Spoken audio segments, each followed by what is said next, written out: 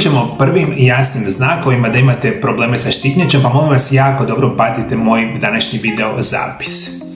Ono što možemo reći da prvi jasan simptom nečega što se naziva hipotireoza ili usporeni rad štitnjače biti će kronični umor i iscrpljenost. Ovo je najčešći simptom hipotireoze. Hormoni štitnjače reguliraju metabolizam, a kad ih nedostaje, svaka stanica u tijelu dobiva manje energije.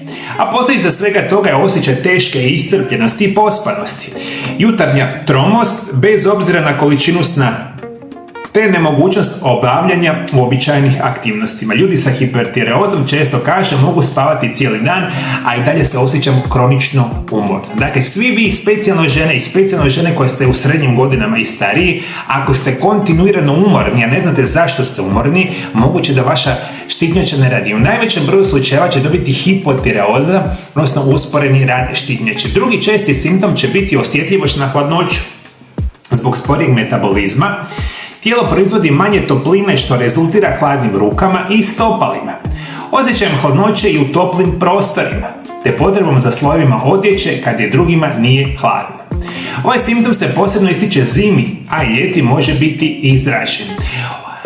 Osjećaj hladnoće, to svi vi koji imate bolesnu štitnjaču jako dobro znate. Treći simptom koji će ukazivati da imate bolesnu štitnjaču biti će problemi psihološke naravi. Jako vodite računa o tome jer štitnjač ima ključan utjecaj na zdravlje našeg psihe i funkcioniranje našega mozga.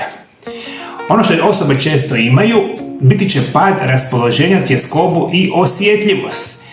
Često razvijaju depresiju, anksioznost i moždanu maglu. Osobe sa bolesnom štitnjačom imaju gubitak interesa za druženje sa osobama, čak i gubitak interesa za hobije koji su prethodno radili.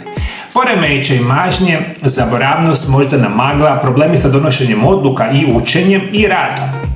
Mnogi osobe sa hipotireozom se pogrešno liječe antidepresivima jer ne poznaju glavni hormonalni uzrok njihove psiholoških problema. Psihološki problemi, kronična depresija, kronična anksioznost, kronični stres, sve su simptomi bolesne štitnjače. Molim vas, nemojte odmah uzimati kemijske lijekove, rješavati i stres i štitnjaču kemijskim lijekovima. Postoji puno bolji načina rješavanja ovih problema. Dalje što ću vam reći, ovo je jedan karakterističan simptom bolesne štitnjače, biti će debljanje i poteškoće sa mršavljenjem.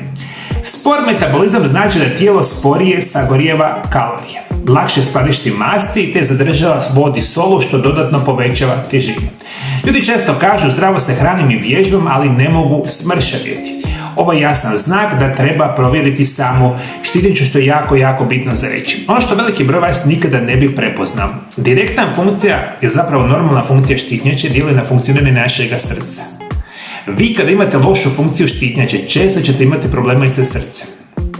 Imat ćete puno veći rizik od nastanka lošeg kolesterola u krvnim žilovima, funkcioniranje zapravo i formiranje krvnih ugrušaka i potencijalno i visoki krvni tlak i srčani udar i moždani udar i drugi problemi. Bolesna štitnjača, problemi sa srcem su često povezani, jedan su od simptoma da imate bolesnu štitnjaču. Dalje vodite računa, imat ćete poremećaje probave, jer smanjena aktivnost štitnjače usporava probavni sustav, što može uzrokovati zatvor ili konstipaciju, nadutost i težinu u želucu, te gubitak apetita ili spor metabolizam hrane. Ono što hoćete isto tako osjećati, biti će problemi sa kožom, kosom i noktima. Jedan od vanjskih znakova hipotireoze su promjene na koži i kosi, suha ispucana i hrapava koža. Imat ćete pojačano opadanje kose, osobito obrva, vanjski rub, te lomljive tanke nokte, te spor rast kose i noktiju.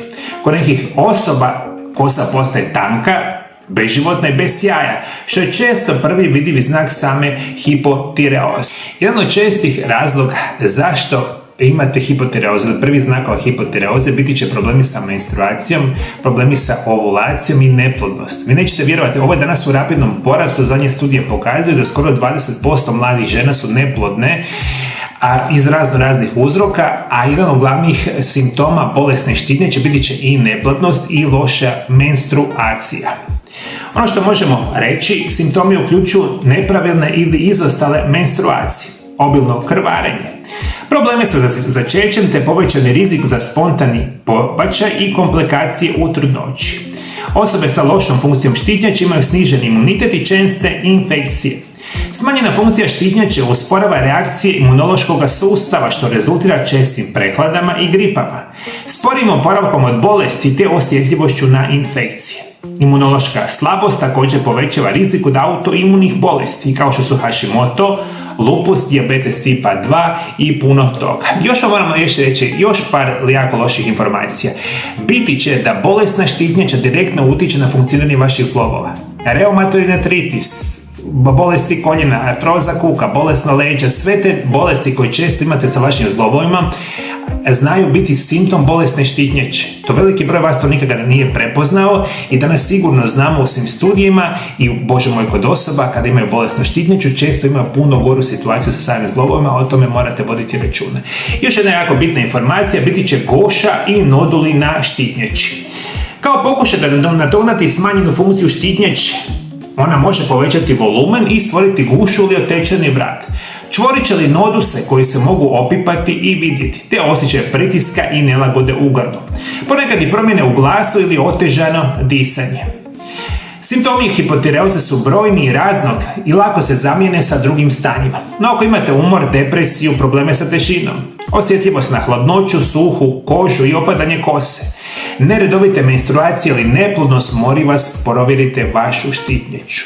To je ključ da shvatite prve rane simptome bolesti, kao što sam rekao, da počnete onda liječiti. Ali nećete liječiti vašu bolesnu štitnjaču sa odmah kemijskim lijekovima koji budete sigurni nikada ih nećete prestati piti. I ti kemijski lijekovi dolaze sa desecima, ponekad i sa stotinama nuspojava. I onda možete zamisliti kada popijete jednu tabletu za bolesnu štitnjaču, popijete 100 i popijete 1000 tabletu. Ja vam to gledam svaki dan u svojoj praksi. Što više uzimate, situacija će biti više gora. Ono što vi želite biti će prirodno liječenje i pravilna prehrana za bolesti štitnjače.